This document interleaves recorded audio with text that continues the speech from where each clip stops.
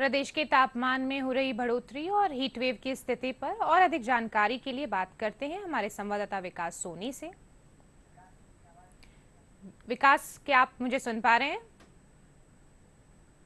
जी जी अनिशा। जी विकास जी, जो अभी निरंतर हीट वेव की स्थिति बनी हुई है, इस पे आप बताना चाहेंगे प्रदेश में कैसे जनजीवन प्रभावित है इस स्थिति में?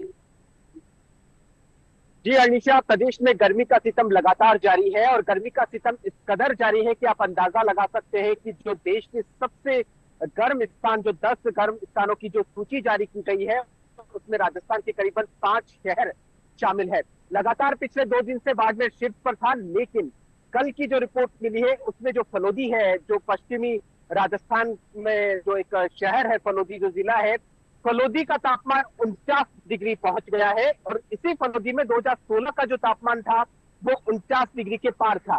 तो ऐसा मौसम विभाग की तरफ से ऐसा अंदेशा जताया जा रहा है कि इस तापमान में 2 से 3 डिग्री और बढ़ने की संभावना है और जो फलोदी का तापमान है वो 49 डिग्री को पार करेगा। जी। फलोदी के अलावा अगर बाड़मेर की बात करी जाए, जैसलमेर की बात करी जाए, तो यहाँ पर भी जो टेम्परेचर है वो 48 डिग्री को पार कर चुका है। जोधपुर, जालोर, फतेहपुर, चूरू सहित राजस्थान के जो 14 जिले हैं वहां का जो तापमान है 45 डिग्री को पार कर गया है। और अगर मौसम विभाग ने अंदेशा जताया है कि जो आगामी जो एक सप्ताह है, जो 4-5 दिन और हैं, उसमें ये तापमान में 2 से 3 डिग्री और बढ़ोतरी होने की संभावना है। इसी के साथ मैं आपको बताना चाहूंगा कि जी। आज यानी 25 मई से 3 जून तक नौतपा का असर भी राजस्थान में देखने को जी। मिलेगा। इससे साफ जाहिर है कि ये जो तापमान में बढ़ोतरी है ये और होगी। जी जी। अनिशा। और हीट वेव से के बचाव के लिए क्या कुछ प्रशासन ने तैयारियां कर रखी हैं? जी जी, राज्य सरकार और जो मुख्य सचिव है लगातार मॉनिटरिंग कर रहे हैं। जो मुख्यमंत्री भजन लाल शर्मा है, मुख्य सचिव सुधांशु पंत है, लगातार मॉनिटरिंग कर रहे हैं। 3 महत्वपूर्ण विभाग है जिसके जिसके ऊपर कार्य किया जा रहा है, जिसकी 24 घंटे सेवाएं ली जा रही है। पहला पानी, बिजली और चिकित्सा, ये 3 विभाग ऐसे हैं कि जिनके ऊपर मजबूती से ही काम करना होगा, तभी हम इस तेज गर्मी से और लू से बच सकते हैं।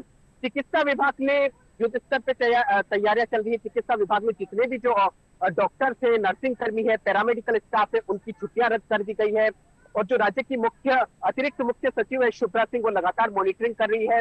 जिन हॉस्पिटल्स में पंखे की व्यवस्था नहीं है, कूलर की व्यवस्था नहीं है, एसी की व्यवस्था नहीं है, दवाइयों की व्यवस्था नहीं है, बेड की व्यवस्था नहीं है, तो इन सारी जो अव्यवस्था है उन अव्यवस्थाओं को व्यवस्थित किया जा रहा है और वहां पर सुचारू प्रबंधन किया जा रहा है। जी। दूसरी तरफ जो राज्य का जो जन स्वास्थ्य और अभियांत्रिकी विभाग है वो भी पूरी तरीके से व्यवस्था कर रहा है। उन्होंने इमरजेंसी नंबर भी जारी किए हैं और जो पानी के टैंकर है उनके ऊपर जीपीएस सिस्टम से ट्रैक किया जा रहा है, ताकि कहीं पर भी जो पेयजल की आपूर्ति है वो सुचारू रूप से हो सके। तीसरा जो महत्वपूर्ण विभाग है बिजली विभाग है। जनता को बिजली की कमी से परेशान नहीं होना पड़े, इसलिए बिजली विभाग के सारे अधिकारी है उनको भी जिला मुख्यालय छोड़ने का नहीं निर्देश है, उनको भी निरंतर ड्यूटी करने का आदेश है। बिजली विभाग ने भी इमरजेंसी नंबर जारी किए हैं कि अगर कहीं पर भी बिजली की कोई कटौती की कोई संभावना होती है तो वहां पर आप संपर्क कर सकते हैं।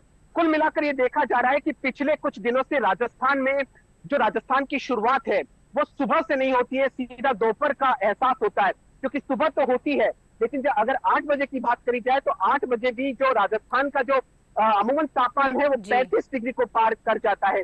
तो सुबह से 8 बजे से ही दोपहर का एहसास होता है।